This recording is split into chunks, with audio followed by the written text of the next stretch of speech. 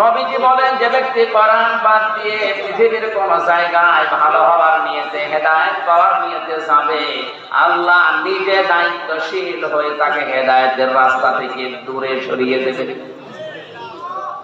শব্দটা কি ছিল বলেন তো? আদাল্লাহুল্লাহ।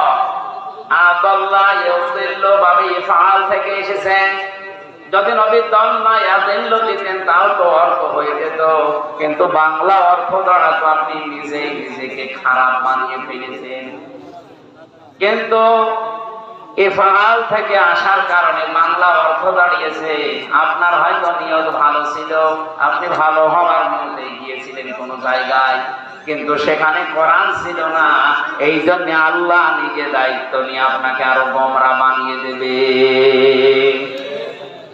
ফরিদপুরবাসী বুকে হাত দিয়ে বলেন, ইমান থেকে বলেন, হেদায়েত দেওয়ার একচ্ছত্র মালিকানা হামজার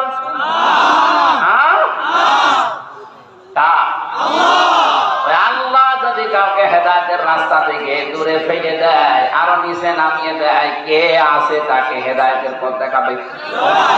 জবাব দেন, কে আছে?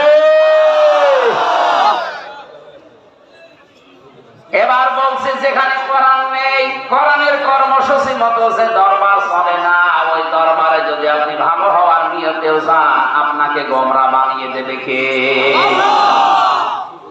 আমি নিজে দেখেছি, আপনি মন খারাপ করেন আর খুশি হন। আমি নিজে দেখে এসেছি আপনাদের এখানে শিরিক চলে। যেভাবে যাওয়া লাগে এবার এভাবে আসা লাগে, এটা প্রকাশ্য শিরিক।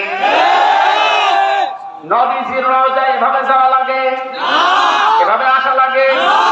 এটা কি নবীর চাইতেও দামি মানুষ? কোন কারণে শিরিক চলবে?